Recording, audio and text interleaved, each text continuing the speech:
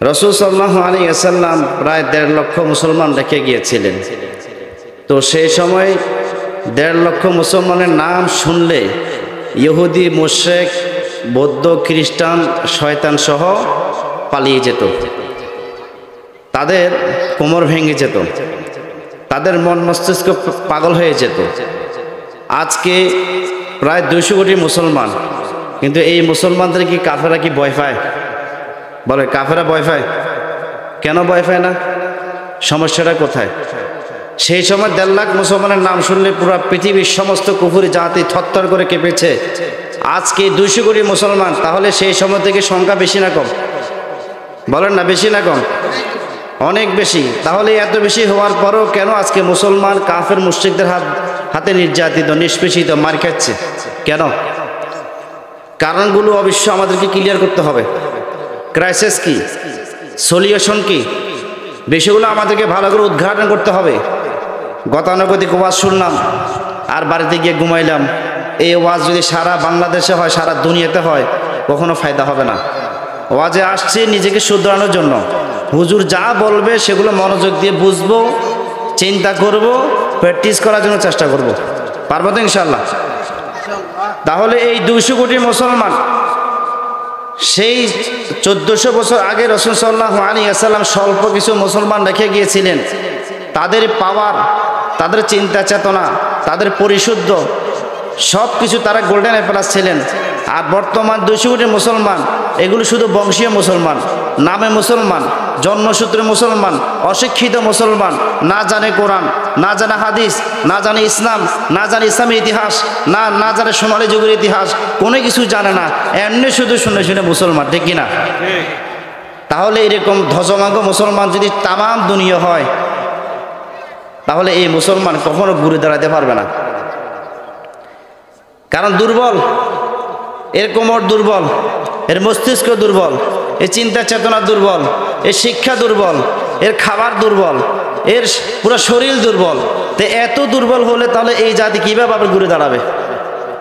সুতরাং আমাদেরকে বুঝতে হবে। ভাই সাউন্ড লাড়ালাড়ি করিয়েন না, যেভাবে সেইভাবে থাক, ধরিয়েন না কেউ। শুরুতে ডিস্টার্ব হয়ে গেছে, ধরছেন কেন শুরুতে? এখানে কেউ হাত দিবেন না, ওকে হাত দিয়ে আপনার উল্টাপাল্টা করেন। তাহলে আমাদের সমস্যা কোথায়? এই জন্য কথাগুলো বোঝার চেষ্টা করবেন। আমি গতানুগতিক কোনো আলোচনা করতে আসি নাই। দ্বিতীয় পর্বে ইনশাআল্লাহ সম্পূর্ণ হিট আলোচনা করব। তাহলে আমাদেরকে বুঝতে হবে আমাদের সমস্যা কোথায়। রাসূলুল্লাহ সাল্লাল্লাহু আলাইহি ওয়াসাল্লাম বলেছেন, আমার উম্মত এত বেশি পরিমাণ বৃদ্ধি পাবে সেটা কল্পনাও করা যায় না। কিন্তু তারা বৃদ্ধি পেলে কি হবে? সংখ্যায় মুসলমান হলে বেশি হলে কি হবে? কিন্তু তাদের ঈমান থাকবে দুর্বল, তাদের চিন্তা থাকবে দুর্বল, তারা দ্বীন ইসলাম সম্পর্কে কিছুই জানবে না, শুধু এমনি উপরে উপরে মুসলমান। রাসূল সাল্লাল্লাহু আলাইহি ওয়াসাল্লাম বললেন, এই সংখ্যাগরিষ্ঠ মুসলমান কুচুরি ফেনার মতন ভেসে যাবে, সামনে কোনো ফিতনার মোকাবেলা তারা করতে পারবে না, সে শক্তি নাই। থাকবে কোত্থেকে? তার রক্ত মাংস সব কিছু অপবিত্র হয়ে গেছে। হারাম খায় মুসলমান, হারামের দিকে মানুষকে দাওয়াত দেয় মুসলমান, হারামের পক্ষে কথা বলে মুসলমান। তাহলে এরকম হারামখোর, হারামের পক্ষে দাওয়াত দেয় নেওয়ালা তাম দুনিয়া যদি ভরপুর হয়ে যায়, ইসলাম কোনো দিনে বিজয় হবে না, ঠিক না? আমার ভাইরা, এই জন্য রাসূল সাল্লাল্লাহু আলাইহি ওয়াসাল্লাম বলেছেন, এটা হলো আখিরি জামানা, শেষ জামানা।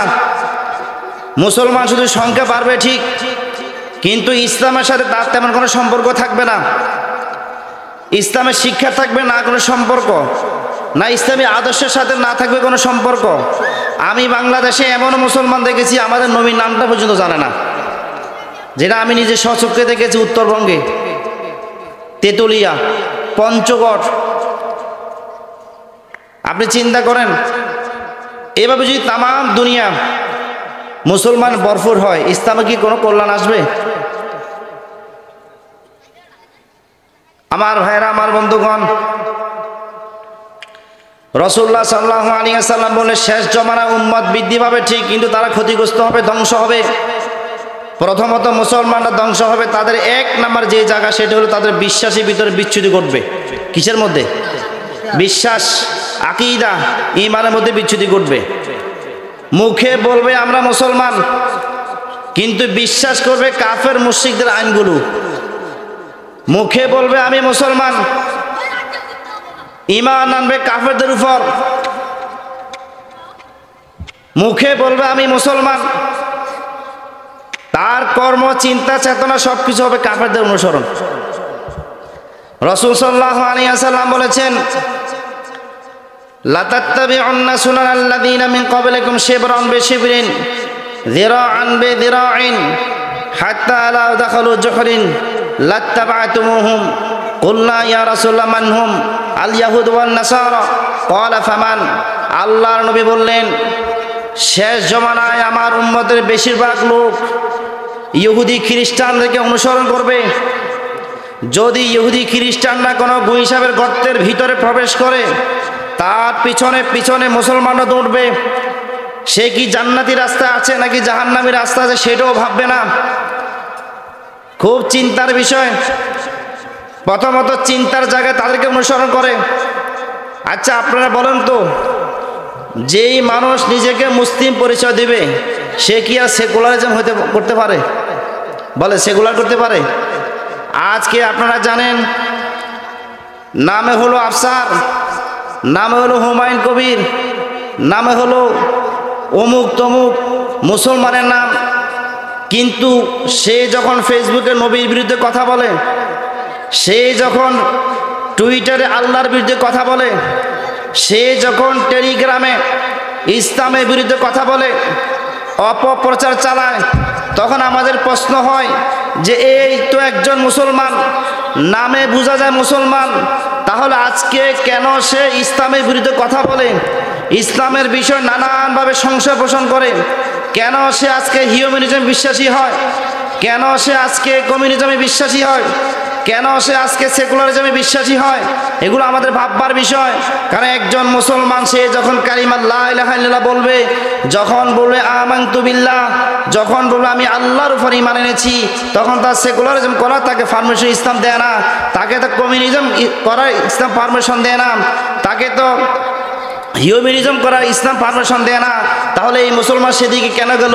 এই চিন্তার মধ্যে প্রথম বিচ্যুতি ঘটবে, চিন্তার মধ্যে বিচ্যুতি। এবার আপনি চিন্তা করেন, 200 কোটি মুসলমানের চিন্তার মধ্যে রোগ ঢুকেছে, ভাইরাস ঢুকেছে, তাদের চিন্তার ভিতরে ঢুকছে বস্তুবাদী, অথচ সে নিজেকে বলে আমি একত্ববাদী অনুসারী, আমি এক ইলাহে বিশ্বাস করি, কিন্তু তার চিন্তার মধ্যে আছে, তার চিন্তার মধ্যে সে গেঁথে রেখেছে, বেঁধে রেখেছে বহুত্ববাদী ইলাহের আকীদা।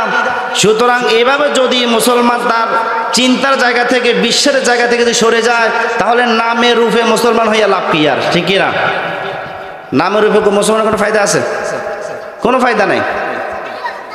আমাদের আশ্চর্য লাগে যখন একজন মুসলমান বলে আমানতু বিল্লাহ, আমি আল্লাহর উপর ঈমান এনেছি, তখন সে অবশ্যই কথা বলতে বাধ্য যে আমি আল্লাহ ছাড়া কাউকে ভয় করি না, আল্লাহ ছাড়া কারো কাছে মাথা নত করি না, আল্লাহ ছাড়া কাউকে আমি সেজদা দিই না, আল্লাহ ছাড়া কারো ক্ষমতাকে আমি পরোয়া করি না, আল্লাহ ছাড়া কারো শক্তিকে আমি মানি না, আল্লাহ ছাড়া কারো সার্বভৌমত্ব আমি মানি না, আল্লাহ ছাড়া কারো সকল ক্ষমা উৎস আমি কাউকে মানি না।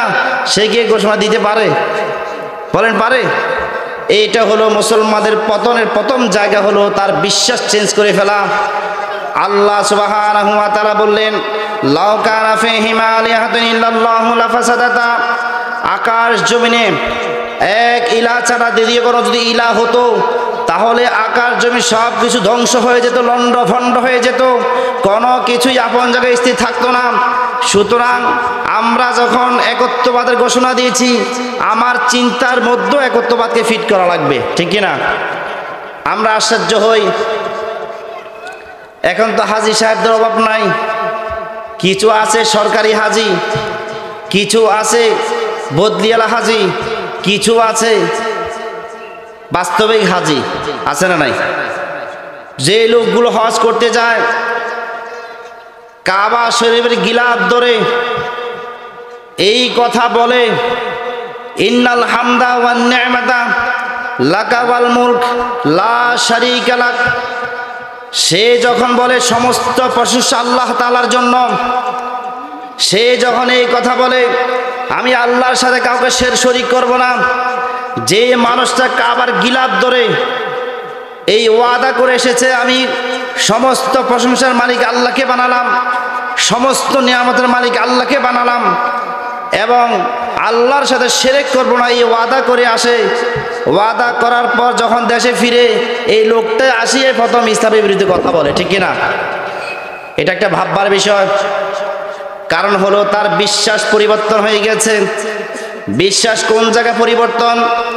সে মনে করে ধর্ম হলো ব্যক্তি এবং গির্জা তাদের ইবাদতখানা সীমাবদ্ধ থাকিবে, ধর্ম দিয়ে সমাজ চলবে না, ধর্ম দিয়ে রাষ্ট্র চলবে না, ধর্ম দিয়ে প্রশাসন চলবে না, ধর্ম দিয়ে রাজনীতি চলবে না, ধর্ম দিয়ে অর্থনীতি চলবে না, ধর্ম দিয়ে সমাজনীতি চলবে না, ধর্ম দিয়ে পুরো সংস্কৃতি চলবে না।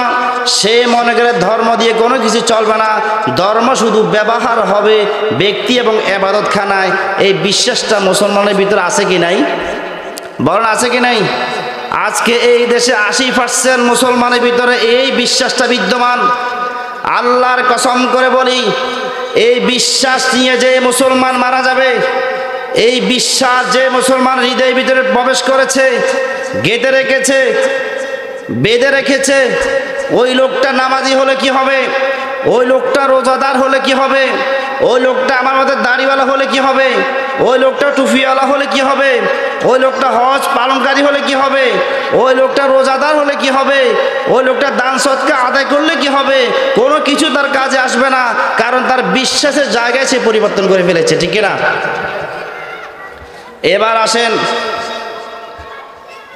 ধর্ম থাকবে ব্যক্তি এবং ইবাদতখানা সীমাবদ্ধ, এর বাহিরে আর ধর্ম চলবে না, এই বাক্য আসলো কোত্থেকে?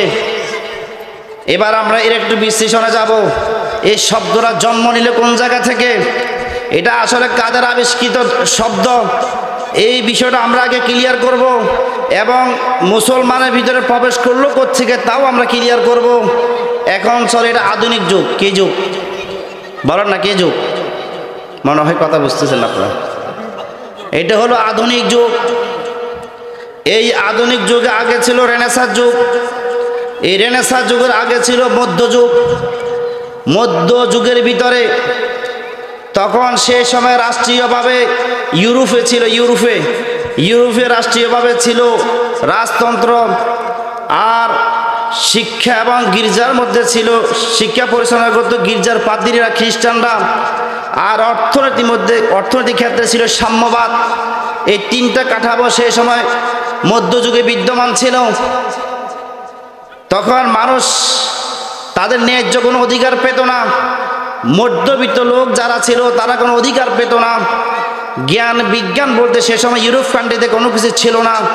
আজকে বিজ্ঞানের কথা বলে তারা বলতে চায় যে বিজ্ঞান তো আসলে তাদেরই, মুসলমানদের বিজ্ঞান নাই। এটা সম্পূর্ণ ভুয়া এবং মিথ্যা কথা। আমি পরিষ্কার করে বলতে চাই, বিজ্ঞান মুসলমানদের, বিজ্ঞানের জন্মদাতা মুসলমানরা, বিজ্ঞানের আবিষ্কারকও মুসলমানগণ, বিজ্ঞানের প্র্যাকটিসকারীও মুসলমানগণ। কাফেররা হিস্টোরি চুরি করেছে, ইতিহাস চুরি করে বিকৃত করে নিজেদের নাম যোগ করে মুসলমানদেরকে সেখানে মাহরুম করে দিয়েছে, ঠিক না? এবার আপনারা বলেন, সেই মধ্যযুগের মধ্যে যেটা ছিল রাষ্ট্রীয়ভাবে ছিল রাজতন্ত্র, অর্থনৈতিক শিক্ষার ক্ষেত্রে ছিল গির্জাতন্ত্র এবং অর্থনৈতিক ক্ষেত্রে ছিল সাম্যবাদ। শিক্ষা এবং গির্জার ফাদ্রীদের নিয়ন্ত্রণে ছিল। সেই সময় যখন মানুষ কোনো অধিকার পেত না, তুমুল একটা লড়াই শুরু হয়। এই লড়াইয়ের নাম হলো রেনেসাঁ আন্দোলন। প্রায় 200 বছর যাবৎ টানা লড়াই হয়। এই লড়াইয়ের মূল সূত্র হলো মুসলমানদের থেকে তারা আলো পায়। ইউরোপীয় লোকেরা তখন ফ্রান্স, আপনার আন্দালুস, কার্বোডা, কারনামা, এই জায়গাগুলো ছিল জ্ঞান বিজ্ঞানের মূল হিস্টোরি। এই জায়গাতে মুসলমানদের বসবাস ছিল।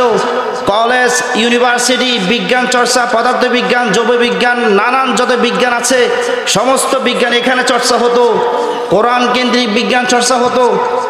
তখন ইউরোপ কান্ট্রি থেকে মধ্যবিত্ত লোকেরা যখন পড়াশোনা করার জন্য সেই আন্দালুসে গেল, কারনামা গেল, কার্বোটা গেল, যাওয়ার পর তারা এবার বুঝতে পারলো জ্ঞান বিজ্ঞান যখন তাদের আয়ত্তে আসলো, আসার পর এবার মধ্যবিত্ত লোকেরা বুঝতে পারলো আমাদের শাসকরা আমাদের উপর জুলুম করছে, আমাদের ধর্মের গরুরা আমাদের উপর জুলুম করছে এবং সাম্যবাদ নামক অর্থনীতি চাপিয়ে দিয়ে আমাদের উপর জুলুম করছে। এবার শুরু হয় আন্দোলন, তুমুল আন্দোলন। টানা প্রায় 200 বছর আন্দোলনের পর জন্ম নিল এবার নতুন এক মতবাদ, যেই মতবাদ চলে আসে সেকুলারিজম। কোনিজম? সেকুলারিজম চলে আসে। আমি আর বিস্তারিত সব দিক দিয়ে যাব না। অর্থনীতি ক্ষেত্রে তখন প্রতিষ্ঠিত হয় পুঁজিবাদ। শিক্ষা এবং আইন সব কিছু নিয়ন্ত্রণে গির্জার পাদ্রীদের থেকে নিয়ে নেয়, যেহেতু গির্জার পাদ্রীরা জুলুম করেছিল। তখন থেকে আবিষ্কার হয় ধর্ম থাকবে ব্যক্তি এবং ইবাদতখানা সীমাবদ্ধ। রাষ্ট্র, অর্থনীতি, সবরনীতি, রাজনীতি, প্রশাসন, বঙ্গভবন, কোনো জায়গায় আর ধর্ম থাকতে পারবে না। আচ্ছা আপনারা বলেন তো, এটা কি খ্রিস্টানদের থেকে আবিষ্কার হয়েছে না মুসলমানদের থেকে? খ্রিস্টানদের থেকে। কাদের থেকে? খ্রিস্টানদের থেকে। কেন? খ্রিস্টান পাদ্রীরা জুলুম করত, জুলুমের কারণে জনগণ তখন ধর্মের প্রতি আর মায়া নাই। ধর্ম আছে কি না সেদিকেও তারা চাইতে রাজি না, ধর্ম থাকবে কি থাকবে না সেটাও তারা চিন্তা করতে রাজি না। তখন এই লোকগুলো ধর্মের দিকে না তাকিয়ে ধর্মের গুরু যারা আছে, ধর্মীয় পণ্ডিত যারা আছে, তাদের বিরুদ্ধে অবস্থান নিল। অবস্থান নিতে গিয়ে এবার শুরু হয়ে গেল ধর্ম থাকবে গির্জা এবং ইবাদতখানা সীমাবদ্ধ, ব্যক্তি জীবনে সীমাবদ্ধ, বাহিরে আর কোনো ধর্ম থাকতে পারবে না, বাহিরে চলবে জনগণ যা চাইবে তাই তাদের মন মতো। সেখান থেকে শুরু হলো ধর্ম থাকবে ব্যক্তি এবং ইবাদতখানা সীমাবদ্ধ। এই খ্রিস্টানদের স্লোগান মুসলমানদের ভিতরে প্রবেশ করে দিয়েছে শিক্ষার মাধ্যমে। আজকে এই দেশের শিক্ষা ব্যবস্থা হলো সেকুলার শিক্ষা ব্যবস্থা। এই সেকুলার শিক্ষা ব্যবস্থার কারণে একজন মুসলমান সেই ধর্মের ক্ষেত্রে তার বিশ্বাস, চিন্তার ক্ষেত্রে তার বিশ্বাস এটা হয় ধর্ম থাকবে ব্যক্তি এবং ইবাদতখানা সীমাবদ্ধ, বাহিরে ধর্ম চলতে পারবে না। এটা খ্রিস্টানদের মধ্যে থাকতে পারে, তাদের ব্যাপার, যেহেতু ধর্মীয় গুরু জুলুম করে। কিন্তু ইসলাম তো কাউকে জুলুম করে না, ইসলাম জুলুম করতেও দেয় না। যেই জুলুম করবে তার বিরুদ্ধে ইসলাম প্রতিবাদ করে, কেউ জুলুম করলে ইসলাম সহ্যও করে না। সুতরাং ইসলামের সাথে এই শব্দ যোগ করা যাবে না, ঠিক কিনা? আবার ভাইরা, আলোচনার একটু গভীর, হয়তো আপনারা এই আলোচনা কখনো শুনেন নাই, এই জন্য আপনাদের কাছে ব্যতিক্রম মনে হচ্ছে। এই জন্য তাহলে এই বাংলাদেশের ভিতরে লক্ষ কোটি মুসলমানের মেজাজের ভিতরে এই শব্দ সেট আছে কিনা? ধর্ম থাকবে ব্যক্তি এবং ইবাদতখানা সীমাবদ্ধ, বাহিরে কোনো কার্যক্রম ধর্ম দিয়ে চলবে না, এই শব্দ মুসলমানদের মাথার ভিতরে আছে না নাই? বলেন আছে না নাই? এবার আপনি চিন্তা করেন, যে মুসলমান তার বিশ্বাস পরিবর্তনের কারণে ধ্বংস অনিবার্য করেছে, তাহলে এরকম হাজার হাজার কোটি কোটি মুসলমান দিয়ে আপনার লাভ কি? কোনো লাভ হবে না।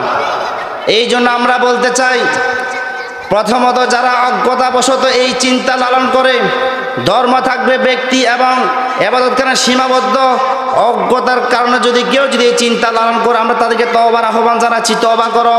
তওবা করলে আল্লাহ তোমাকে মাফ করে দিবে এবং ইসলামে পরিপূর্ণভাবে প্রবেশ করো। ইয়া আইয়ুহাল্লাযীনা আমানু উদখুলু ফিস সিলমি কাফা।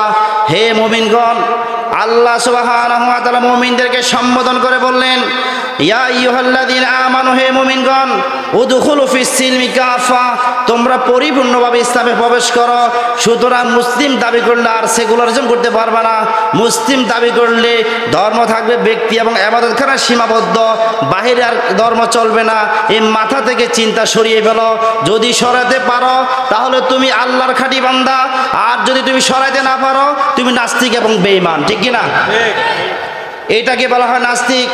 নাস্তিকের দুইটা অর্থ। একটা অর্থ হলো সরাসরি স্রষ্টাকে অস্বীকার করে, সরাসরি স্রষ্টাকে অস্বীকার করে, এটা হলো এক নাম্বার অর্থ। দ্বিতীয় আরেকটা অর্থ আছে।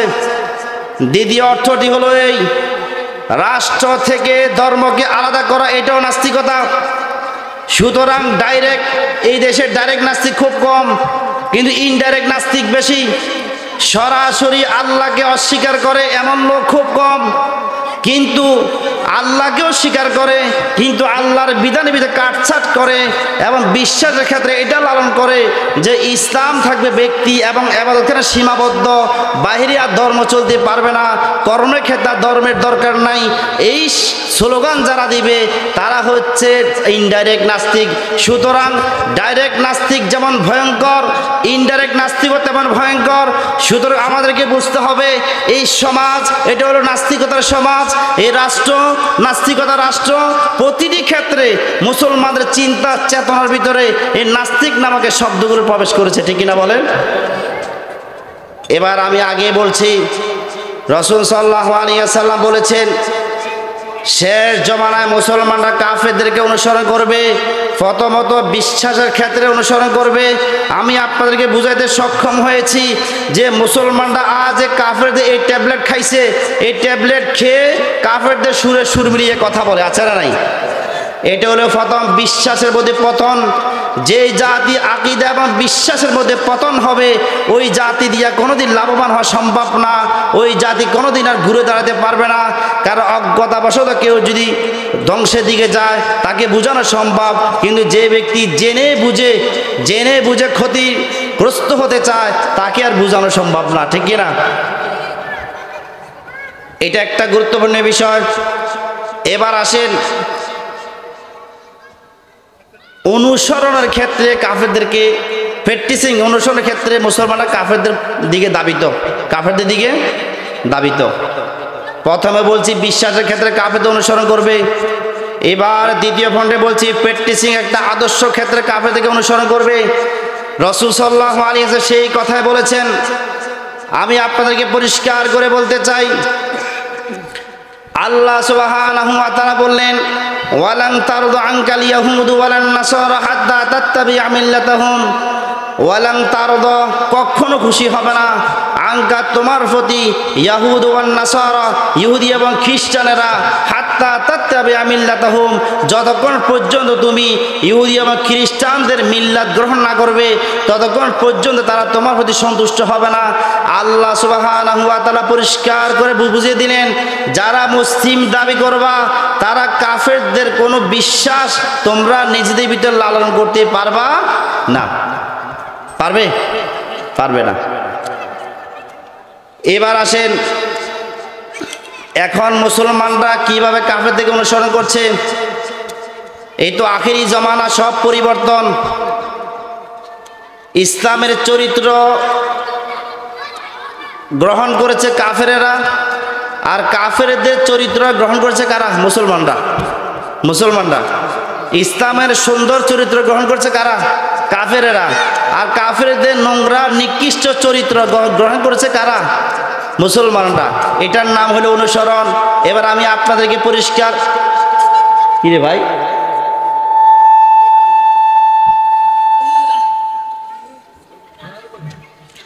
এবার আমি আপনাদেরকে পরিষ্কার করে বলতে চাই, মুসলমানরা ঘুষ খায় কি খায় না? চিল্লা বলে, খায় কি খায় না? মুসলমানরা সুদ খায় কি খায় না? সুদ দেয় কি দেয় না? সুদের পক্ষে কথা বলে কি বলে না? ঘুষের পক্ষে কথা বলে কি বলে না? মাজার তৈরি করে কি না? হ্যাঁ, এবার বুঝেন, ঘুষ খাওয়া, ঘুষ দেওয়া এটা কাফেরদের আদর্শ গ্রহণ করছে মুসলমানরা। সুদ দেওয়া, সুদ খাওয়া, সুদের পক্ষে কথা বলা, লেখালেখি করা কাফেরদের আদর্শ গ্রহণ করেছে কারা? মুসলমানরা। এবার আসেন, মুসলমানরা জেনা ব্যভিচার করে কিনা? ফরকিয়া করে কিনা? এই জেনা ব্যভিচার কাফেরদের আদর্শ, কিন্তু আজকে মুসলমান প্র্যাকটিস করে। আমি কি বাস্তবতার সাথে মিলিয়ে দিচ্ছি কিনা? বলে মিলিয়ে দিচ্ছি কিনা? এটা হলো অনুসরণ। জানা ব্যভিচার মুসলমান করছে, অথচ সেই আদর্শ হলো কাফেরদের। মুসলমান জুয়া খেলছে, জুয়া খেলার আদর্শ হলো কাফেরদের। মুসলমান মদ পান করছে, সে মদ পান করে আদর্শ হলো কাফেরদের। মুসলমান মূর্তি নির্মাণ করছে, সে মূর্তি নির্মাণ করা আদর্শ হলো কাফেরদের। মুসলমান ভাস্কর্য নির্মাণ করছে, অথচ সে ভাস্কর্য নির্মাণ করা আদর্শ হলো কাফেরদের এবং শয়তানের। আজকে সেগুলো মুসলমান করছে কিনা, বলে না করছে কিনা? তাহলে এবার বোঝা গেল মুসলমান কিভাবে অনুসরণ। দেখেন কোরআনে কারিমে আল্লাহ সুবহানাহু ওয়া তাআলা বললেন, কুল ইন্নামাল খামরু ওয়াল মাইসিরু ওয়াল আনসাবু ওয়াল আজলামু রিজসুম মিন আমালিশ শাইতান ফাজতানিবু। আল্লাহ সুবহানাহু ওয়া তাআলা পরিষ্কার করে বললেন, ও নবী তুমি বলে দাও, ইন্নামাল খামরু নিঃসন্দেহে নাহমাদুহু ওয়া নুসাল্লি আলা রাসূলিহিল কারীম। আম্মা বা'দ فأعوذ بالله من الشيطان الرجيم. بسم الله الرحمن الرحيم. ولن ترضى عنك اليهود ولا النصارى حتى تتبع ملتهم. সাদাকাল্লাহুল আযীম। আমরা এশারে পূর্বে একটি ইম্পর্টেন্ট বিষয়ের উপর আলোচনা করেছিলাম, আংশিক আলোচনা করেছি, প্রায় আলোচনা রয়ে গিয়েছে। ইনশাআল্লাহ আমরা ওই ধারাবাহিকতা থেকে আলোচনা করব ইনশাআল্লাহ। আলোচনা করেছিলাম একটা জাতির ধ্বংস কীভাবে হয়। এই পয়েন্টটা কি আপনাদের মনে আছে? বলেন, সবার কি মনে আছে? যে কোনো একটা জাতি, হোক সে মুসলিম হোক সে অমুসলিম, যে কোনো জাতি ধ্বংস শুরু হয় কোন জায়গা থেকে, এই বিষয়গুলো আমরা ক্লিয়ার করব। এরপর আমরা সলিউশন দেব ইনশাআল্লাহ। একটা জোর বলেন আমিন। একটা জাতির ধ্বংস শুরু হয় প্রথমত তার বিশ্বাস থেকে। কোন জায়গা থেকে? একটু সবাই বলেন তো, কোন জায়গা থেকে শুরু হয়? বিশ্বাস থেকে। বিশ্বাসের মধ্যে যখন পরিবর্তন ঘটে, বিশ্বাসের মধ্যে যখন ভাইরাস প্রবেশ করে, বিশ্বাসের মধ্যে যখন আপনার দূষিত হয়, তখন তার পিওর বিশ্বাস আর পিওর থাকে না, সে বিশ্বাসের মধ্যে কালিমা লিখন হয়ে যায়, ঠিক কিনা? আমি আগে বলেছিলাম 200 কোটি প্লাস মুসলমান, কিন্তু এই 200 কোটি প্লাস মুসলমান এরা কাফেরদের বিরুদ্ধে কথা বলতে পারে না, মুশরিকদের বিরুদ্ধে কথা বলতে পারে না, কাফেরদের চোখে চোখ রেখে কথা বলতে পারে না, কাফেরদেরকে থেমে যাও এই কথা বলতে পারে না। পারে? বলেন পারে? তাহলে সমস্যা কোথায়? রাসূলুল্লাহ সাল্লাল্লাহু আলাইহি ওয়াসাল্লাম মাত্র 1.5 লক্ষ সাহাবী রেখে দুনিয়া থেকে বিদায় হয়েছিলেন।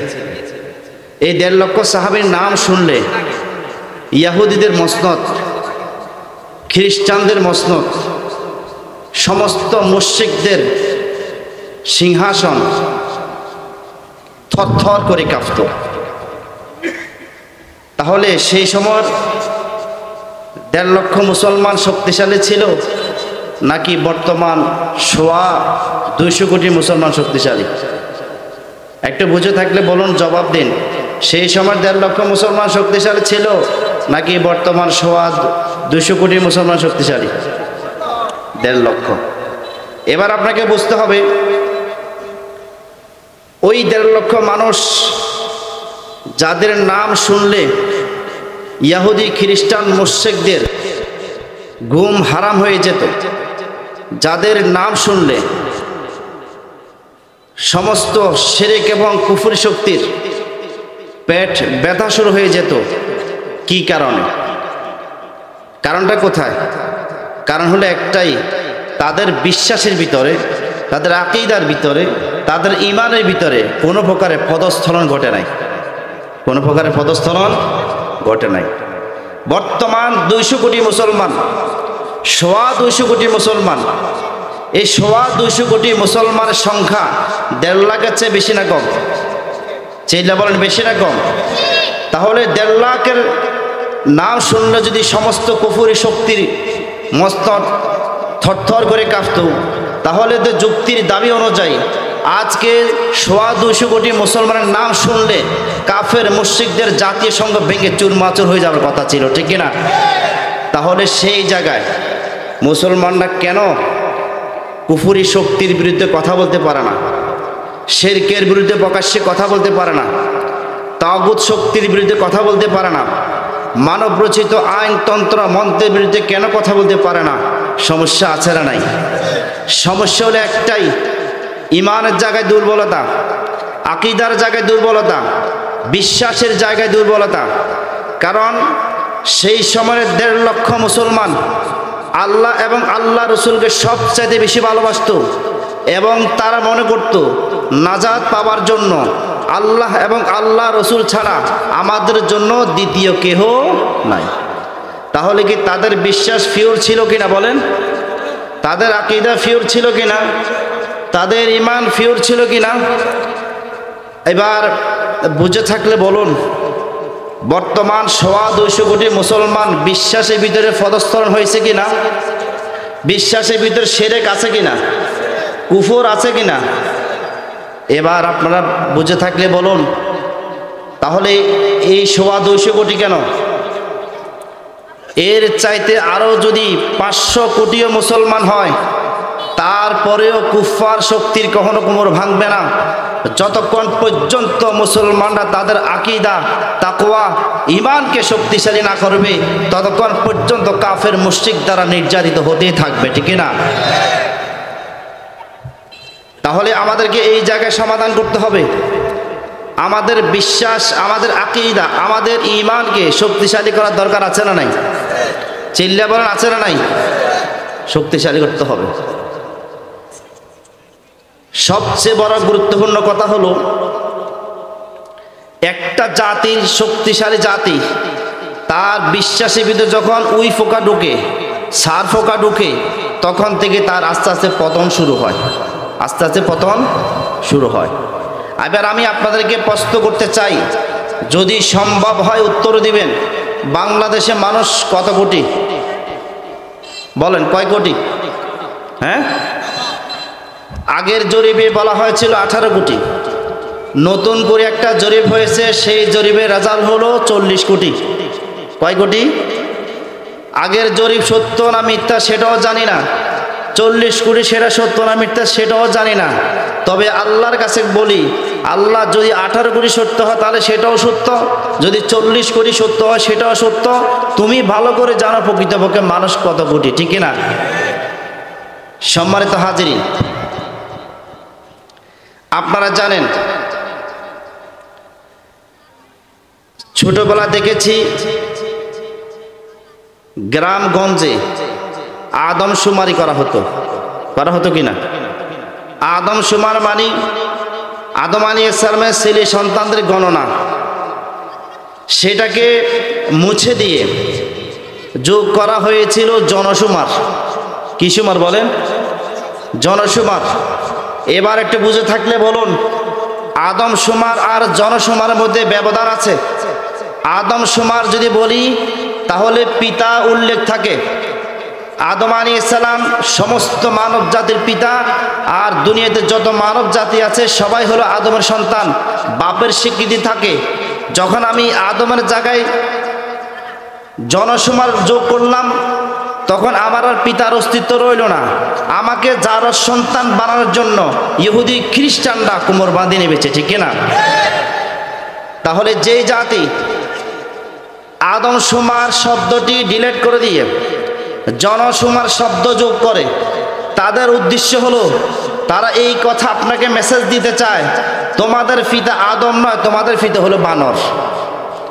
জনশুমার বলা মানে হলো, জনশুমার শব্দটি উল্লেখ করার অর্থ হলো তোমাদের পিতা হলো বানর, তোমরা বানরের বংশধর, বানর থেকে তোমরা সৃষ্টি হয়েছ। আর আদম শুমার বলা অর্থ হলো তোমরা আদম থেকে তোমাদের সৃষ্টি, আদম হলো তোমাদের পিতা, আদম মূল কেন্দ্র থেকে তোমাদের দুনিয়া আসা। তো দুইটার মধ্যে ব্যবধান আছে না নাই? এই জায়গা হলো মুসলমানদেরকে বড় একটি সুকৌশলে ধ্বংসের একটা প্ল্যান তারা করেছে। সুতরাং আমাদেরকে সতর্ক হওয়ার দরকার আছে না নাই? একটু চিল্লা বলার আছে না নাই? এবার বলেন আমাদেরকে বিশ্বাসের জায়গা, আকীদার জায়গা, ইমানের জায়গা শক্তিশালী হতে হবে। এখন ইমানের জায়গা আমি কিভাবে শক্তিশালী হব? সেটা হবে কেবলমাত্র কোরআন দ্বারা। কি দ্বারা? সবাই একসাথে বলে, কি দিয়ে? কোরআন দিয়ে। কোরআন ছাড়া কোনোদিন ইমান শক্তিশালী হবে না। আকীদা ফিউর ছাড়া কখনো ইমান শক্তিশালী হবে না। সেটাকে হবে তাওহীদের চর্চা সবচেয়ে বেশি লাগবে। কিসের চর্চা? বলেন কিসের চর্চা? তাওহীদের চর্চা। এই দেশে যে আলোচনাটা একেবারে হয় না সেটা হলো তাওহীদের আলোচনা। আপনারা জানলে অবাক হবেন, কোরআনুল কারীমের মধ্যে আল্লাহ তাআলা 15 পারা প্লাস শুধু তাওহীদের আলোচনা করেছেন। কয় পারা প্লাস? 15 পারা প্লাস শুধু তাওহীদের আলোচনা করেছেন। সূরাতুল ফাতিহার মধ্যে তাওহীদের আলোচনা আছে, সূরাতুল বাকারার মধ্যে তাওহীদের আলোচনা আছে, সূরাতুল আলে ইমরানের মধ্যে তাওহীদের আলোচনা আছে, সূরা নিসার মধ্যে আছে, সূরা আনফালের মধ্যে আছে, সূরাতুল মাইদার মধ্যে আছে, সূরাতুত তওবার মধ্যে আছে, সূরা ইখলাসের মধ্যে আছে, সূরা ফালাক নাসের মধ্যে আছে। কোরআনুল কারীমে 114টি সূরা, সমস্ত সূরার মধ্যে তাওহীদের আলোচনা বিদ্যমান। তাহলে এখন কথা হলো, আল্লাহ সুবহানাহু ওয়া তাআলা কেন 15 পারা প্লাস তাওহীদের আলোচনা করলেন? কারণ হলো একটা জাতি, নিম্ন জাতি, সে যদি শক্তিশালী হতে চায় তাহলে তাওহীদের মানদণ্ড, তাওহীদের জ্ঞান দ্বারা নিজের মেরুদণ্ডকে শক্তিশালী করতে হবে। এবার আমি আপনাদেরকে প্রশ্ন করতে চাই, সারা বাংলাদেশের আমি যত জায়গায় ঘুরেছি সব জায়গায় আমি দেখেছি একই সমস্যা। নামাজের আলোচনা বিদ্যমান, মসজিদ থেকে আলোচনা হয়, যাকাতের আলোচনা হয়, এরপরে কোরআনের ফজিলতের আলোচনা হয়, সবটা বিদ্যমান, কিন্তু মৌলিক যে আলোচনা তাওহীদের আলোচনা সেটাই নেই। এই জন্য একজন মানুষ তাওহীদ বিবর্জিত সালাত, তাওহীদ বিবর্জিত যাকাত, তাওহীদ বিবর্জিত রোজা, তাওহীদ বিবর্জিত দান সদকা কোনো কিছুই আল্লাহর কাছে গ্রহণযোগ্য হবে না। সাহাবায়ে কেরাম রাদিয়াল্লাহু তাআলা আজমাইন তাওহীদের জ্ঞানে পরিপূর্ণ ছিল তাদের ভিতরে, সেই জন্য তাদেরকে কখনো শিরকে লিপ্ত করাতে পারে নাই, কখনো কুফুরির মধ্যে লিপ্ত করাতে পারে নাই, কোনো কাফের মুশরিক তাদের দিকে চোখ লাল করে তাকাই দিতে পারে নাই, ঠিক না? সুতরাং আমাদেরকে তাওহীদের আলোচনা বেশি বেশি করার দরকার আছে না নাই? প্রত্যেক পাড়া মহল্লায়, ঘরে ঘরে, মসজিদে মসজিদে, সংসদ ভবন, আপনি যেখানে যাবেন সেখানে তাওহীদের আওয়াজ তুলতে হবে। কিসের আওয়াজ? তাওহীদের আওয়াজ। তাওহীদ মানে একত্ববাদ, তাওহীদ মানে হলো সার্বভৌমত্বের মালিক হলো আল্লাহ সুবহানাহু ওয়া তাআলা। তাওহীদের অর্থ হলো আল্লাহ ছাড়া কারো কাছে আমি মাথা নত করব না, মূর্তির কাছে নয়, মাটির কাছে নয়, মৃত কোনো মানুষের কাছে নয়, কোনো তন্ত্র মন্ত্রের কাছে নয়, শুধুমাত্র আল্লাহ সুবহানাহু ওয়া তাআলার কাছে আমি মাথা নত করব। কোনো জাতীয় সংঘের কাছে নয়, আমেরিকার কাছে নয়, রাশিয়ার কাছে নয়, কসাইয়ের কাছেও নয়, ঠিক কিনা? আমার ভাইয়েরা, হয়তো আলোচনাগুলো আপনাদের কাছে মিষ্টি কমও লাগতে পারে, যেহেতু আলোচনাগুলো ইম্পর্টেন্ট আলোচনা, না শুনতে না শুনতে এখন বিষয়টা অন্যরকম হয়ে গিয়েছে। এইটাই ছিল মৌলিক আলোচনা। সাহাবায়ে কেরাম রাদিয়াল্লাহু তাআলা আজমাইন দেখা হলে বলতো, আসো তাওহীদ নিয়ে একটু আলোচনা করি, কারণ যে ব্যক্তির তাওহীদ ঠিক তার সব কিছু ঠিক, ঠিক না? আপনারা জানেন মক্কা শরীফের ভিতর আবু জাহেল কিন্তু ইমানদার ছিল। কি ছিল বলেন? এখন তো চিন্তা করলে কি বললো? হ্যাঁ, আবু জাহেল, উতবা, সাইবা তারাও কিন্তু তাওহীদবাদী ছিল। যেই তাওহীদ বর্তমান মুসলমানদের ভিতর আছে ওই তাওহীদে তারা বিশ্বাস করত। কোরআনে কারিমে সূরা আলে ইমরানের মধ্যে আল্লাহ সুবহানাহু ওয়া তাআলা আলোচনা করেছেন, ওয়ালা ইন সাআলতাহুম মান খালাকাস সামাওয়াতি ওয়াল আরদ লা ইয়াকুলুনা আল্লাহ ওয়ালা ইন সাআলতাহুম, ও নবী তুমি যদি জিজ্ঞাসা করো, হুম উদ্দেশ্য হলো মুশরিকদেরকে, যদি তুমি আবু জাহেল, উতবা, সাইবা সবাইকে যদি জিজ্ঞাসা করো, মান খালাকাস সামাওয়াতি ওয়াল আরদ, আকাশ জমিন কে সৃষ্টি করেছে, তখন আবু জাহেল, উতবা, সাইবা সবাই বলবে লা ইয়াকুলুনা, অবশ্যই অবশ্যই তারা বলবে আল্লাহ সৃষ্টি করেছেন। আচ্ছা আপনারা বলেন তো, আল্লাহ যে সব কিছু সৃষ্টি করেছেন এই ক্ষেত্রে কি আবু জাহেল একমত ছিল কিনা? সাইবা একমত ছিল কিনা? উতবা একমত ছিল কিনা?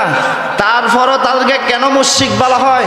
একটাই কারণ, তারা শুধুমাত্র আল্লাহর সার্বভৌমত্বকে মেনে নিত না, তারা শুধুমাত্র আল্লাহ তাআলা উলুহিয়তকে মেনে নিত না। সুতরাং বর্তমান প্রেক্ষাপটে মুসলমানদের ভিতরে একই ভাইরাস, যে ভাইরাস ছিল আবু জাহেলের মধ্যে, ঠিক কিনা? এবার একটু বুঝে থাকলে বলুন, ওয়ালাইন সাআলতাহুম মান খালাকাস সামাওয়াতি ওয়াল আরদ লা ইয়াকুলুন্না আল্লাহ। সেই সময় আবু জাহেল, উতবা, সাইবা সবাই সৃষ্টিকর্তা হিসেবে আল্লাহকে বিশ্বাস করত, রিজিক দাতা হিসেবে আল্লাহকে বিশ্বাস করত, হায়াতের মালিক হিসেবে আল্লাহকে বিশ্বাস করত, মৃত্যুর মালিক হিসেবে আল্লাহকে বিশ্বাস করত। শুধুমাত্র বিশ্বাস করত না, আলা লাহুল খল ওয়াল আমর, সৃষ্টি যার, বিধানও তার, সৃষ্টি যার, সার্বভৌমত্ব তার, সৃষ্টি যার, আইনও তার, সকল ক্ষমতা উৎস আল্লাহ তাআলা। এই জায়গা তারা মানত না। এখনো মুসলমানদের ভিতরে এই সমস্যা আছে না নাই? সুতরাং আবু জাহেল মার্কা বিশ্বাস নিয়ে আপনি কখনো নাজাত পাবেন না। আবু জাহেল মার্কা সে থিওরি নিয়ে আপনি কখনো জান্নাতে যেতে পারবেন না। যদিও আপনি সালাত আদায়কারী হন, যদিও আপনি রোজা পালনকারী হন, যদিও আপনি হজ পালনকারী হন, আপনার এই আমল কোনোভাবে আপনাকে নাজাত দিতে পারবে না। যতক্ষণ পর্যন্ত আপনার মেরুদণ্ড তাওহীদ ঠিক করবেন না, ততক্ষণ পর্যন্ত কাফের মুশরিক দ্বারা আপনি মার খেতে থাকবে, ঠিক না? এবার একটু বুঝে থাকলে বলুন, তাহলে তারাও কিন্তু তাওহীদে বিশ্বাস করতো কি না? আজকে 200 কোটি মুসলমান এই জায়গায় সমস্যা। তারা মনে করে, সেই সময় আবু জাহেল যেমন মনে করতো দারুন নদওয়া নামক পার্লামেন্ট ছিল, তারা মনে করতো এখান থেকে যেটা আইন পাস হবে সেটা হবে সব জায়গায় চূড়ান্ত। ঠিক তদ্রূপভাবে বর্তমান জাতীয় সংঘ এই সময়ের জন্য এটা দারুন নদওয়া, এখান থেকে যেটা বাস্তবায়ন হবে, আইন পাশ করা হবে, সেটা তামাম দুনিয়া বাস্তবায়ন হবে। এবং এর সাথে সুর মিলিয়ে যত মুসলমান চলবে তারাও হয়ে যাবে আবু জাহেলের আপন খালাতো ভাই, ঠিক না? এবার বুঝে থাকলে বলুন, আল্লাহর ক্ষমতা বেশি নাকি আমেরিকার ক্ষমতা বেশি? আল্লাহর ক্ষমতা বেশি নাকি ইসরায়েলের ক্ষমতা বেশি? আল্লাহর ক্ষমতা বেশি নাকি মুশরিকদের ক্ষমতা বেশি? আল্লাহর ক্ষমতা বেশি নাকি নাস্তিক বেঈমানদের ক্ষমতা বেশি?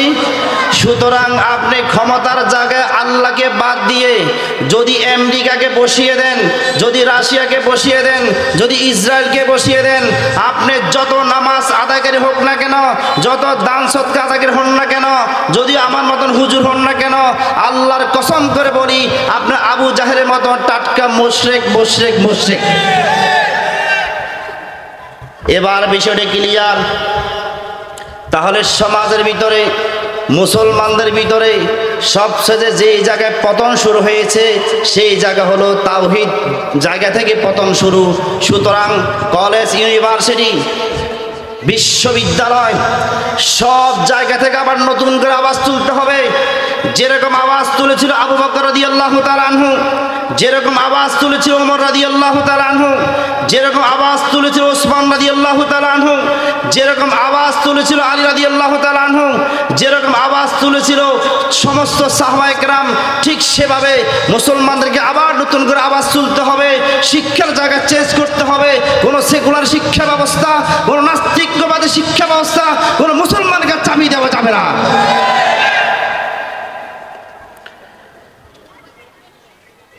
মুসলমানদেরকে ধ্বংসের জন্য যেই নীল নকশা করা হয়েছে তার মধ্য হতে সবচেয়ে যে গুরুত্বপূর্ণ পয়েন্ট সেটা হলো মুসলমানদেরকে তাওহীদের জায়গা থেকে সরিয়ে ফেলা, তাওহীদের জায়গা থেকে সরিয়ে ফেলা। আপনি যদি বাংলাদেশের 92% মুসলমানদের অবস্থা যদি আপনি পর্যালোচনা করেন, কলেজ, ইউনিভার্সিটি প্রিন্সিপাল থেকে শুরু করে সমাজের নিম্ন শ্রেণীর মানুষ পর্যন্ত যদি আপনি পর্যালোচনা করেন, আপনি দেখতে পাবেন A to Z আলিফ বাতা পর্যন্ত শুদ্ধ নাই। আপনি যদি পর্যালোচনা করেন, নামাজ ভঙ্গের কারণ সম্পর্কে কিছুই জানে না, নামাজের মাসালা জানে না, জানাজার মাসালা জানে না, আকীদার মাসালা জানে না, তাওহীদের জ্ঞান নাই। সবচেয়ে যেই জ্ঞান হলো মুসলিম জাতির মেরুদণ্ড, সেই জ্ঞান পর্যন্ত মুসলিমরা অর্জন করতে পারে নাই। অথচ তাওহীদের জ্ঞান অর্জন করা ছিল ফরজে আইন। দুনিয়ার ডিগ্রি অর্জন করার জন্য আমেরিকা যায়, রাশিয়া যায়, ইংল্যান্ডে যায়, নানান দেশে গিয়ে ডিগ্রি অর্জন করে, কিন্তু তাওহীদের উপর ডিগ্রি অর্জন করার জন্য কাউকে খুঁজে পাওয়া যায় না। 92% মুসলমানের অবস্থা ঠিক এরকম হয়ে গেছে। তারা শুধু নামে মাত্র মুসলমান, শিক্ষা দিকে মুসলিম হতে চায় না। ও আমার জাতি, যতক্ষণ পর্যন্ত তোমরা শিক্ষার জায়গা থেকে পরিবর্তন হবে না, তোমাদের কোনো দাম এই জমিনে থাকবে না। আপনারা জানেন ফিলিস্তিন সর্বশেষ যে হাসপাতাল ছিল, সেই হাসপাতাল পর্যন্ত ইহুদিরা ধ্বংস করে দিয়েছে। ঠিক একই সময় 1 জানুয়ারি উপলক্ষে বাংলাদেশে কিছু মুসলিম নামের কুলাঙ্গার মুসলিম পরিচয় দিয়ে ইহুদিদেরকে খুশি করার জন্য আতশবাজি করেছিল। আতশবাজি করতে গিয়ে নানান রকমের অনুষ্ঠান পালন করতে গিয়ে ছোট ছোট পাখি পর্যন্ত তারা হত্যা করেছে, শিশুকে পর্যন্ত হত্যা করেছে, বয় বৃদ্ধ অসুস্থ মানুষ পর্যন্ত মারা গিয়েছে। এবার আপনি চিন্তা করেন, যেই মানুষগুলো ইহুদি মুশরিকদের আদর্শ বাস্তবায়ন করার জন্য অর্থ খরচ করছে, যৌবন ব্যয় করছে, সময় ব্যয় করছে, এই লোকগুলো মুসলমানের ঘরের সন্তান, কিন্তু সমস্যা হলো এক জায়গায়, তাদের রক্ত মাংস শিক্ষা সব কিছু ইহুদি দ্বারা লালিত পালিত। যতক্ষণ পর্যন্ত এই জাতি নতুন করে আবার জাগরণ সৃষ্টিটা করবে, নতুন করে স্লোগান না তুলবে যে তাওহীদ ভিত্তিক শিক্ষা সিলেবাস চাই, তাওহীদ ভিত্তিক রাজনীতি চাই, কোন সেকুলার পদ্ধতির রাজনীতি আমরা মেনে নেব না, কোন ঈমান বিধ্বংসী রাজনীতি আমরা মেনে নেব না, কোন ইহুদি খ্রিস্টানদের দালালি আমরা করব না। সম্মানিত হাজিরিন, এবার আপনাদেরকে আবার নতুন করে জাগ্রত হতে হবে। অনেক ঘুমাইছেন, সামনে যে সময়টা আসছে সেই সময়টা আপনার আমার জন্য গাজা থেকেও ভয়ঙ্কর হবে। এই দেশে আপনারা হয়তো জানেন না, যারা উলিল আমর, যারা উলিল আবসার, যারা উলিল আলবাব, যারা কোরআনের জ্ঞানী মানুষ, যাদের ভিতরে কোরআনের গভীর চোখ আছে, তারা শত্রু সম্পর্কে সচেতন। তারা জানে কিভাবে একটা স্বাধীন রাষ্ট্র হায়দ্রাবাদকে ভারত কিভাবে গ্রাস করে দখল করেছিল, ঠিক তদ্রূপভাবে এই মুশরিক জাতি এই দেশ থেকে সমস্ত মুসলমানদেরকে গাজার মতন ধ্বংস করার জন্য যত প্রকারের নীল নকশা সব করে ফেলেছে। অথচ মুসলমানরা আছে শুধু নিজেদের ভিতরে কিলাকিলি নিয়ে, আছে না নাই? ও আমার জাতি, পরিষ্কার করে বলতে চাই, এখন আপনাকে আর কিলাকিলির সময় নাই, নিজেদের ভিতরে মারামারির সময় নেই। এবার আপনাকে শত্রু চিহ্নিত করতে হবে, শত্রুর বিরুদ্ধে সবাইকে কাতারবদ্ধ হতে হবে, শত্রুর কোমর ভেঙে দিতে হবে। আপনারা হয়তো ভাবছেন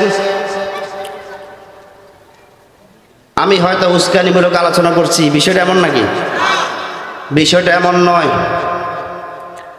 আল্লাহ সুবহানাহু ওয়া তাআলার কাছে শুকরিয়া আদায় করছি, যিনি কোরআনে কারিমের ভিতরে ঈমানদারদের চরম শত্রু কারা হবে সেই বিষয় আলোচনা করে রেখেছেন।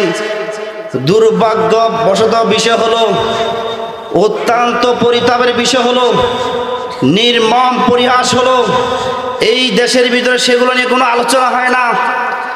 সেটা হলো সবচেয়ে বড় দুর্ভাগ্য বিষয়। মুসলমানদের শত্রু কারা সেটা আলোচনা এই দেশে সবচেয়ে বেশি থাকার দরকার ছিল।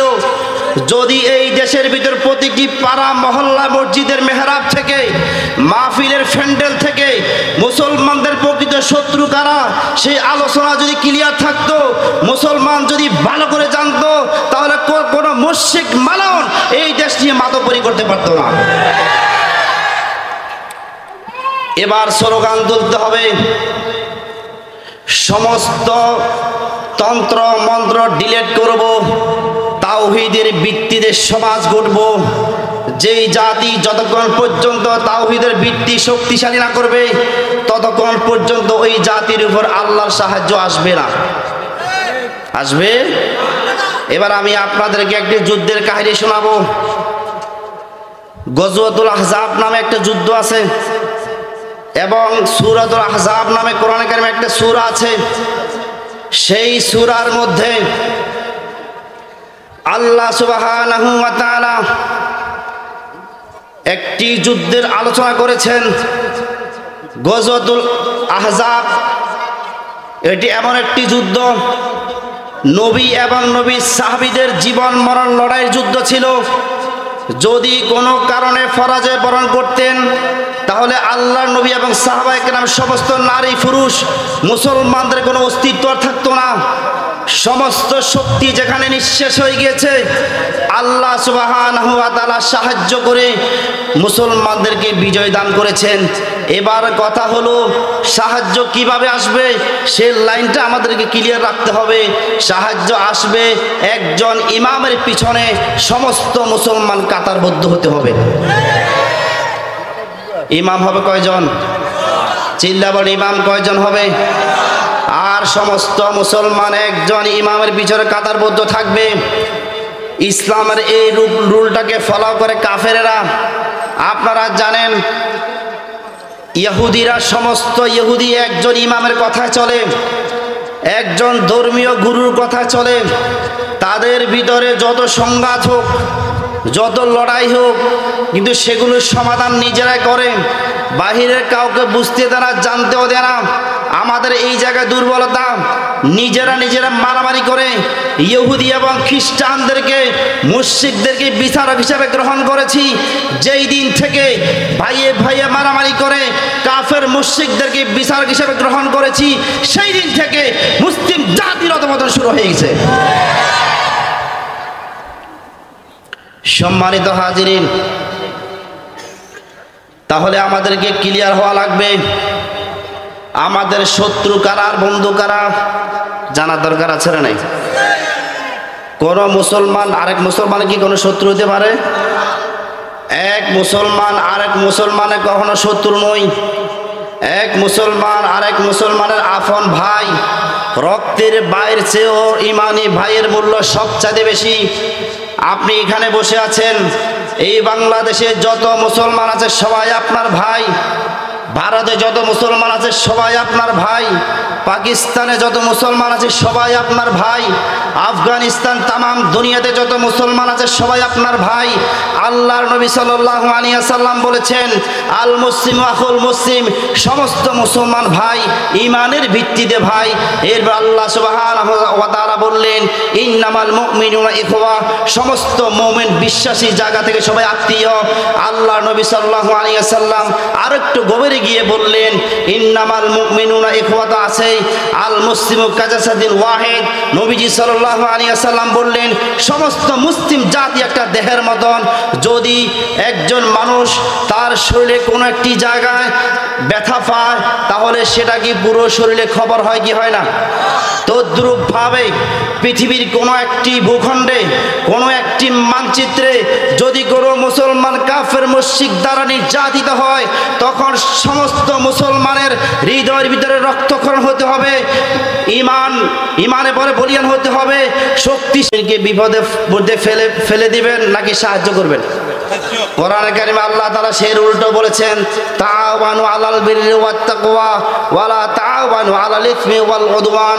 আল্লাহ সুবহানাহু ওয়া তাআলা পরিষ্কার করে বললেন, তাআওয়ানু আলাল বিররি ওয়াত তাকওয়া, তোমরা কল্যাণ কাজ কল্যাণ এবং তাকওয়ার ক্ষেত্রে সাহায্য করবে। ওয়ালা তাআওয়ানু আলাল ইসমি ওয়াল উদওয়ান, গুনাহের কাজে এবং শত্রুতার ক্ষেত্রে পরস্পর রেষারেষি মারামারির ক্ষেত্রে কোনো প্রকার সাহায্য করবে না, সলেহ করে দিবে, সমাধান করবে। তার মানে বোঝা গেল সমস্ত মুসলমান একটা দেহ, সমস্ত মুসলমান ইমানের ভিত্তিতে আপন ভাই, ঠিক কিনা? মনে রাখবেন, রক্তের বন্ধনের চেয়েও ইমানের বন্ধনের দাম সবচাইতে, বলে সবচাইতে বেশি। এবার আসেন, এবার আপনার শত্রুকে কোরআনে কারীমের মধ্যে আল্লাহ সুবহানাহু ওয়া তাআলা পরিষ্কার করে আলোচনা করেছেন। সূরাতুল মায়েদার মধ্যে আছে, লাতা জিদান্না শাদ্দান নাসি আদাওয়াতাল লিল্লাযিনা আমানুল ইয়াহুদ ওয়াল্লাযিনা আশরাকু। কোরআনে কারীমে সূরাতুল মায়েদার শেষের দিকে আল্লাহ তাআলা বললেন, ও নবী, মুমিনদেরকে বলে দাও, লাতা জিদান্না শাদ্দান নাসি আদাওয়াতাল লিল্লাযিনা আমানুল ইয়াহুদ, মুসলমানদের জন্য চরম পর্যায়ে দুশমন হবে কেবলমাত্র ইহুদিরা। তাহলে আল্লাহ সুবহানাহু ওয়া তাআলা মুমিনদের চরম দুশমন কারা সেটা নিয়ে আলোচনা করছে কিনা, বলেন করেছেন কিনা? এবার বুঝে থাকলে বলুন, ইহুদি সম্পর্কে আপনি কতটুকু পড়াশোনা আছে? আপনি কতটুকু জানেন? ইহুদিদের ষড়যন্ত্র সম্পর্কে আপনি কতটুকু জানেন? কিছুই জানেন না। এই জন্য আজকে দেখা যাচ্ছে অনেক আলেম ওলামা পর্যন্ত, অনেক রাজনীতিবিদ পর্যন্ত, অসংখ্য মুসলমান ইহুদিদের পক্ষে কথা বলে, ইহুদিদের পক্ষে লেখালেখি করে, ইহুদিদের পক্ষে ছাপায় গায়, ইসরায়েলের পক্ষে কথা বলে। আমরা পরিষ্কার করে বলতে চাই, যারা ইহুদিদের পক্ষে কথা বলবে তারা মুরতাদ, মুরতাদ, মুরতাদ। আমার ভাইরা, এবার একটু বুঝে থাকলে বলুন, ইহুদিরা কি আমাদের নরমাল দুশমন নাকি কঠিন দুশমন? কেমন দুশমন একটা এক্সাম্পল দিচ্ছি, আপনাদের সামনে পেশ করছি, শুনুন। আমাদের নবী সাল্লাল্লাহু আলাইহি ওয়াসাল্লামকে যে জাদু বান্টনা করেছিল লাবিদ ইবনে আসেম, সে ছিল ইহুদি। আমাদের নবী সাল্লাল্লাহু আলাইহি ওয়াসাল্লামকে ছাগলের গোশতের ভিতরে বিষ প্রবেশ করে দিয়ে হত্যার যে ষড়যন্ত্র করেছিল সেও ছিল ইহুদি। এবং রাসূল সাল্লাল্লাহু আলাইহি ওয়াসাল্লাম মক্কা থেকে হিজরত করে মদিনা আসার পর আল্লাহর নবী এবং সাহাবীদেরকে চতুর্দিক থেকে যে হত্যার পরিকল্পনা করেছিল, 10,000 সৈন্য বাহিনী তারা রেডি করেছিল। এই পরিকল্পনাকারী ছিল মূলত ইহুদিরাই, ইহুদিদের সাথে সাড়া দিয়েছিল মুশরিকরাই। এবার আপনি বলুন, যে ইহুদিরা আমার নবীকে জাদু বান্টনা করেছিল, যে ইহুদিরা আমার নবীকে ছাগলের গোশতের ভিতরে বিষ প্রবেশ করে দিয়ে হত্যার ষড়যন্ত্র করেছিল, যে ইহুদিরা অসংখ্য সাহাবীদেরকে হত্যা করেছিল, যে ইহুদিরা জাকারিয়া আলাইহিস সালামকে করাত দ্বারা দ্বিখণ্ডিত করেছিল, যে ইহুদিরা প্রায় 70,000 নবী রাসূলকে হত্যা করেছিল, যাদের তরবারি দ্বারা নবী রাসূলদের রক্তে রঞ্জিত হয়, তারা কোনোদিন এই মুসলিম জাতির বন্ধু হতে পারে না, ঠিক কিনা? এবার আসেন আরেকটু গভীরে যাই। বাইতুল মুকাদ্দাসের সাথে আমাদের ঈমানের সম্পর্ক। বাইতুল মুকাদ্দাস, এখন রজব মাস চলছে, বাংলাদেশের সমস্ত মসজিদ থেকে মেরাজে আলোচনা হবে। সেই আলোচনা করতে গিয়ে রাসূল সাল্লাল্লাহু আলাইহি ওয়াসাল্লাম সেই হিস্টোরি আলোচনা করবেন সবাই। নবীজি সাল্লাল্লাহু আলাইহি ওয়াসাল্লামকে আল্লাহ তাআলা ইমামতি করার জন্য এখানে ওয়েট করেছিলেন। এরপর সমস্ত নবী রাসূলকে এই জায়গায় একত্রিত করেছিলেন। তারপর অর্ডার এলো, নবী তুমি ইমামতি করবা, সমস্ত নবী রাসূল হবে তোমার মুক্তাদি। তাহলে আপনারা বলুন, এই বাইতুল মুকাদ্দাসের সাথে নবী রাসূলদের সম্পর্ক ছিল, এই বাইতুল মুকাদ্দাসের সাথে পুরো পৃথিবীর মুসলিম জাতির ঈমানের সাথে একটা সম্পর্ক রয়েছে, ঠিক না? সেই বাইতুল মুকাদ্দাস ইহুদিরা দখল করে রেখেছে। শুধু এখানে সীমাবদ্ধ নয়, বাইতুল মুকাদ্দাসকে ভেঙে ফেলার জন্য এবং হাইকালে সুলাইমানি নতুন করে নির্মাণ করার জন্য সমস্ত ইহুদি জাতি ঐক্যবদ্ধ হয়েছে এবং এটাকে কিভাবে ভাঙতে হবে সমস্ত প্ল্যান তারা তৈরি করেছে। আমার ভাইয়েরা, শুধু বাইতুল মুকাদ্দাস ভাঙবে এখানে সীমাবদ্ধ নয়, গাজাতে লক্ষ লক্ষ মুসলমানদেরকে হত্যা করেছে, করে যাচ্ছে। এরপর আপনারা জানেন লেবাননের ভিতরে লক্ষ লক্ষ মুসলমানদেরকে হত্যা করে যাচ্ছে, অতীতে করেছে।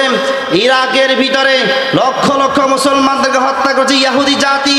পুরো পৃথিবীর অর্থনীতির তারা নিজেরা কন্ট্রোল করছে, পুরো জাতীয় সংঘ পুরো ইহুদিদের দখলে, ইহুদি দ্বারা নিয়ন্ত্রিত পুরো পৃথিবী। রাজনীতি নিয়ন্ত্রণ করে ইহুদিরা, সমস্ত পৃথিবীর শাসকদেরকে নিয়ন্ত্রণ করে ইহুদিরা। এবার আপনি বলেন, আপনার অর্থনীতি নিয়ন্ত্রণ করে ইহুদিরা, আপনার রাজনীতি নিয়ন্ত্রণ করে ইহুদিরা, আপনার সমাজনীতি নিয়ন্ত্রণ করে ইহুদিরা, আপনার মিডিয়া নিয়ন্ত্রণ করে ইহুদিরা, সমস্ত প্রযুক্তি নিয়ন্ত্রণ করে ইহুদিরা। প্রতিটি জায়গায় মুসলমানদেরকে হত্যা করার জন্য, মুসলমানদের ঈমান চুরি করার জন্য, ইসলামকে ধ্বংস করার জন্য নানানভাবে তারা প্ল্যান করে রেখেছে। অথচ মুসলিম জাতি আজকে ঘুমন্ত, ঠিক কিনা? আমার ভাইয়েরা, আপনারা কি ঘুমাবেন নাকি জাগ্রত হবেন? একটু চিল্লা বলেন, ঘুমাবেন নাকি জাগ্রত হবেন? অনেক ঘুমাইছেন, আর ঘুমাইয়েন না। আমরা বারবার করে মেসেজ দিচ্ছি, অনেক ঘুমাইছেন আর ঘুমাইয়েন না। এখন ঘুমানোর সময় নাই, এখন সময় এসেছে সমস্ত কুফরি শক্তিকে তাদের পাওনা ভালো করে বুঝিয়ে দেওয়ার জন্য, ঠিক কিনা? আপনারা জানেন টানা 1300 বছর ইসলাম ছিল শাসকের জায়গায়। কোন জায়গায় ছিল? শাসকের জায়গায় ছিল ইসলাম টানা 1300 বছর। কখনো খেলাফতে নবুয়া নামে, কখনো খেলাফতে রাশেদা নামে, কখনো খেলাফতে বনু উমাইয়া নামে, কখনো খেলাফতে আব্বাসিয়া নামে, কখনো খেলাফতে উসমানিয়া নামে। সব জায়গায় 1300 বছর মোটামুটি ইসলাম শাসকের জায়গায় ভূমিকা পালন করেছিল। ওই শাসকের জায়গা যতদিন ছিল কোনো কাফের মুশরিকেরা মুসলমানদের ব্যাপারে কোনো কথা বলতে পারে নাই।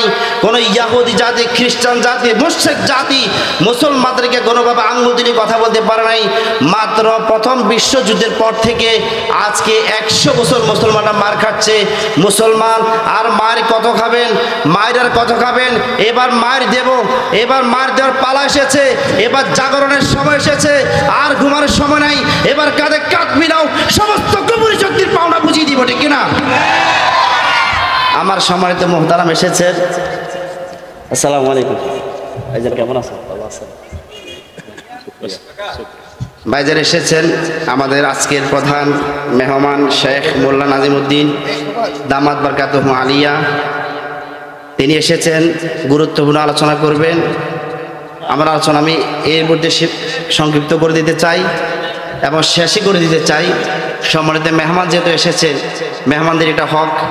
ইনশাআল্লাহ মেহমান দোয়া করবেন, আমরা দোয়া করছি। আবার আপনাদের সেই মেসেজটা দিচ্ছি, সমস্ত কুফুরকে কুফুর বলতে শিখুন, শিরককে শিরক বলতে শিখুন। শিরক ভার্সাস ঈমান, ঈমানের সাথে শিরক কখনো এক হতে পারে না, কুফুরের সাথে ঈমান কখনো এক হতে পারে না। এই দুইটা বিষয় আপনাকে যথেষ্ট জ্ঞান অর্জন করতে হবে এবং সমস্ত শত্রুদেরকে, আপনার ঈমানের শত্রু হলো আসল শত্রু, আপনার ঈমানের শত্রু হলো আসল শত্রু, আপনার কোরআনের শত্রু হলো আপনার আসল শত্রু। তারপরে আসবে আপনার দেশের শত্রু। যদি ঈমান না থাকে, যদি কোরআন না থাকে, দেশ দিয়ে কি করবেন? এই জন্য আগে ঈমানের শত্রুকে ভালো করে সাইজ করতে হবে, আগে কোরআনের শত্রুকে ভালো করে সাইজ করতে হবে, দেশ এমনি নিরাপদ হয়ে যাবে, ঠিক না? আল্লাহ তাআলা আমাদের সবাইকে বুঝার তৌফিক দান করুন। আসসালামু আলাইকুম ওয়া রাহমাতুল্লাহি ওয়া বারাকাতুহু।